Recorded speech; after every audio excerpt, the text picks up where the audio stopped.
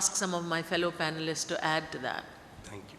Thank you, Samina. I'll request Wasim to add to this and perhaps take it to another level. Yeah, thank you. I think Samina has rightfully emphasized the inclusivist tendencies within indigenous Sufi-inspired folk Islam. On the other hand, we have more exclusivist movements within Islam, and they have become quite powerful in this modern discourse on Islam. So I've been personally deeply disturbed by the reaction of a certain movement in Pakistan, a certain school of thought, adherents of the Barelvi school, who somehow went along with the case of Salman Taseer and Asia Bibi, and even did not oppose what happened. So I always thought that Barelvis visit shrines and venerate the Sufi saints and would share this kind of more liberal and open-minded Sufi religiosity in that case. But it seems to me that the tendency in Pakistan has unfortunately become more and more strong to exclude people of other faiths. And what they are going to propagate seems to be a prescriptive approach to religion, how Islam should be, what they think is Haqiqi Islam and true Islam. So portraying them as the owners of truth, whereas the Sufis, in fact, the mystical seekers, are seekers of truth. They were never sure about that. But of course, within these normative traditions, also in the Sufi tradition, we have a lot of groups going with the Sharia who seems to take up more exclusivist notions. And I think there is something where we need a more open-minded approach towards tolerance. Thank you. I think one of this also leads, you pointed out very rightly, and often one has seen and read that there are these false binaries being projected as if the Islam versus Sufism. Sufism is something outside the fold of Islam. And I think I was very glad that Samina ji also and you mentioned that that sort of Sufism lies at the heart of Islam. It's a mystical essence, the core of Islamic belief and practice. So I would like you to add to that particular narrative what Wasim started. Yes, but I just want to add something first. I think that, of course, we are all fascinated by the toleration implemented by all what is related to Sufism.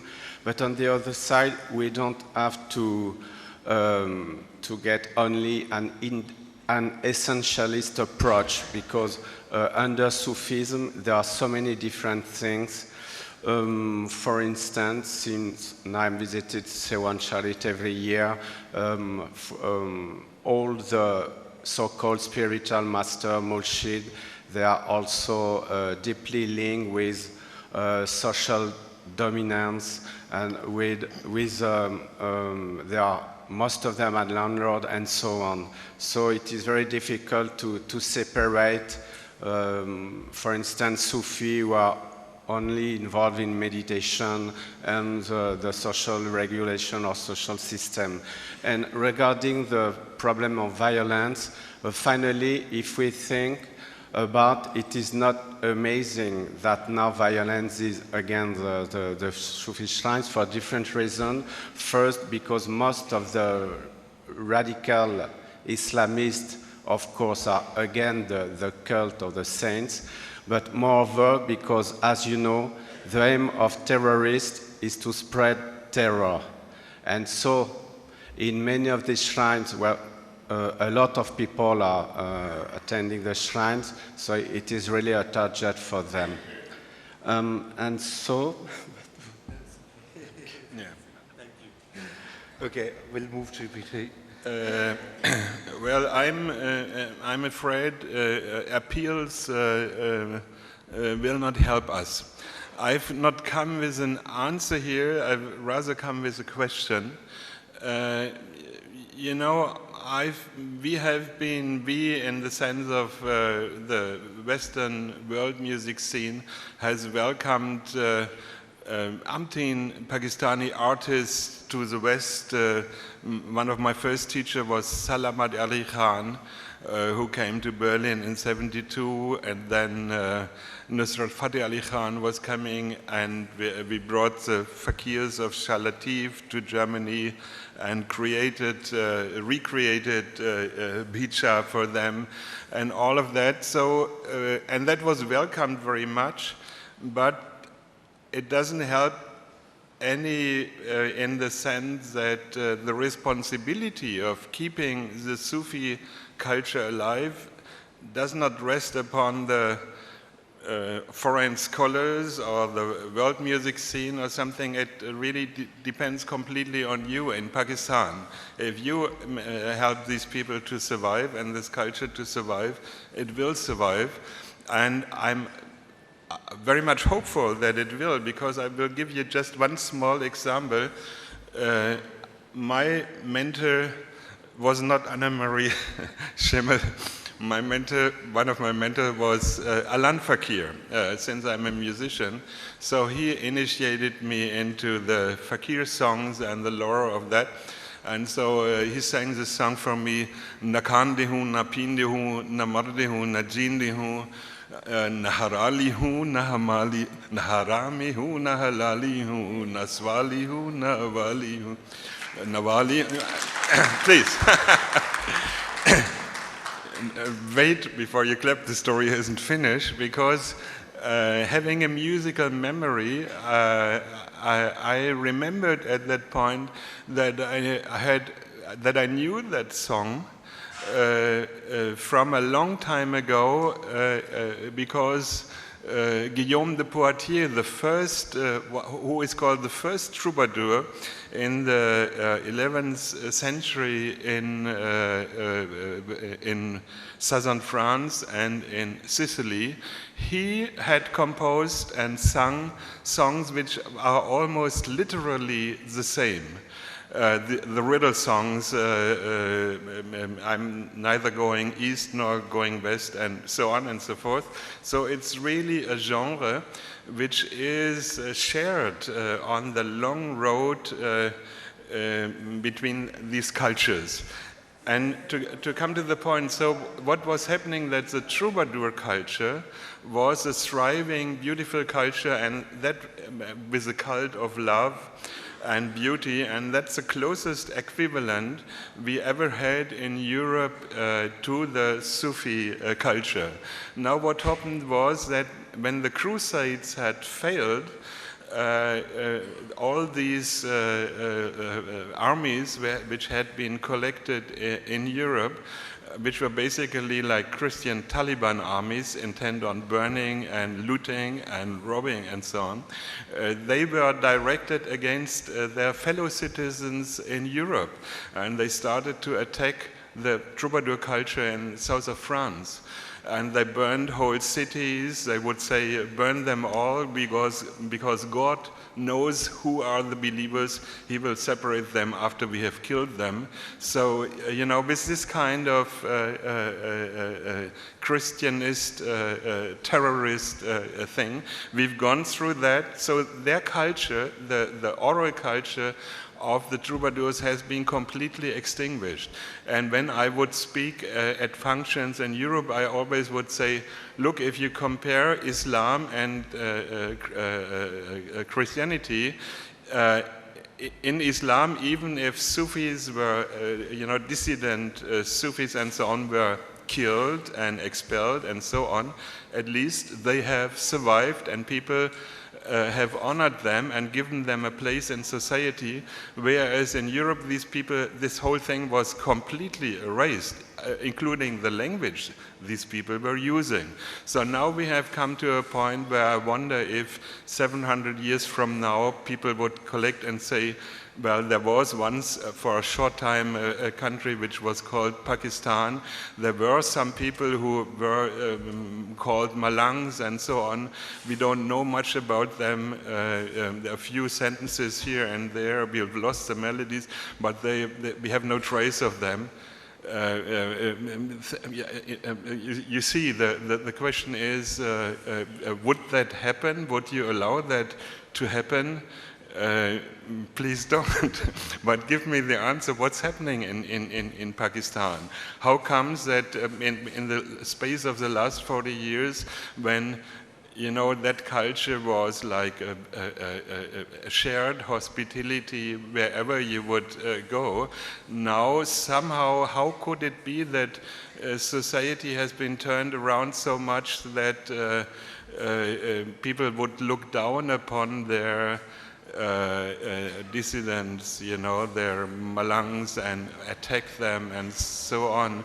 So what has happened? So that's my question. And where do we go? Okay.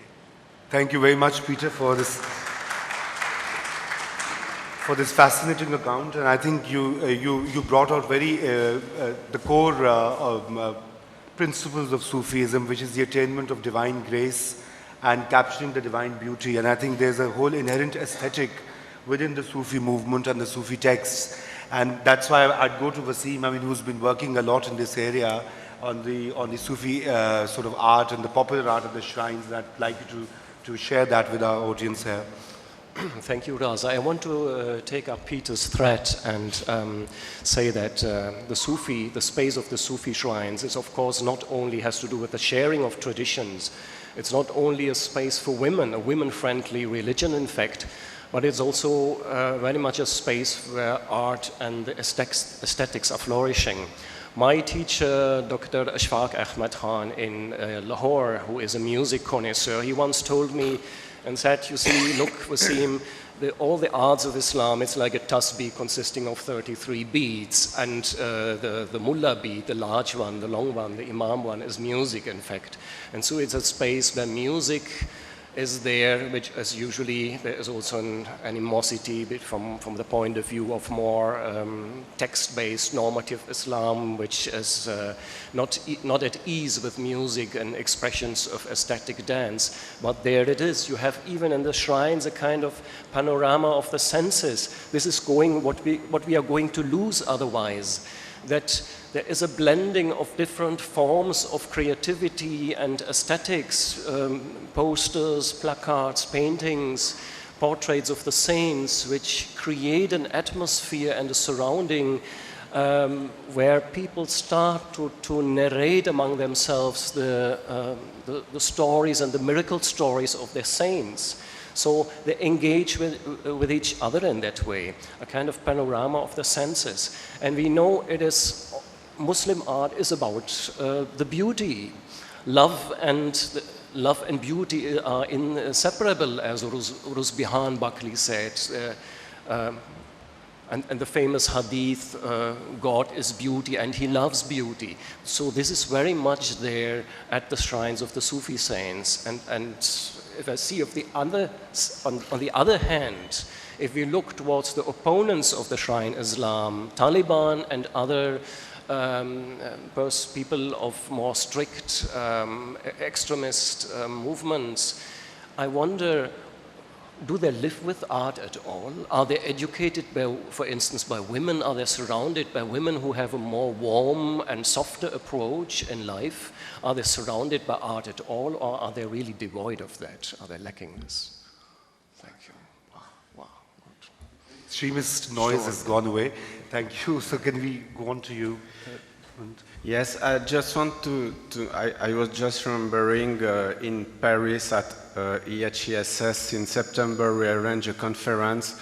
It was devoted to Muslim shrines, pilgrimages and wanderers in Muslim South Asia. And there was a panel of calendar. Since I'm working in Sewan Sharif, of course, I'm doing some research on the calendaria. And so we were three. And some was working on the calendar in Central Asia, in China, in old Chinese Turkestan, and another lady, she was working on calendaria in Azerbaijan, in Iran. And so after our talks, a student, a PhD student from HESS, and he is Pakistani, he asked, but I don't understand what is calendar, because the first one spoke about such calendar, the second one another calendar. And so I just want to say about Sufism, it is to some extent the same, because as you can guess, Sufism was born from the beginning of the Islamic religion. It's then from Morocco to Indonesia, so we can imagine that there were a different interpretation of Sufism. Moreover, it is because everywhere Sufism permeated the local cultures. And so I think that it is also a very interesting way to explore Sufism through culture, especially regarding Sindh, because at the end of the 19th century, there was a kind of notion we can see in local publication about what the author used to call Sindhi Sufiyani Sakafat, the Sufi culture of Sindh. And so very slowly, at the turning point of the 19th and the 20th century, finally, this Sindhi Sufiyani Sakafat began to be the core of the new Sindhi identity. And another very relevant question, according to me, is to explore the relation between what we call Sufism and Sufi culture. So what are the different cultural expressions of Sufism? And of course, there are many research to complete in that field, despite all what Jürgen Wassim is doing about the topic. Thank you. We can now move on to Samina Qureshi's recent work on the Indus River and the Sufi shrines alongside. Indus is not just the physical lifeline of Pakistan, but has a deeper cultural and mythological significance as well. And I think given the importance of the Indus River and how it flows through the length and breadth of Pakistan, I think it would make a lot of sense if Samina were to share some of the findings from her research.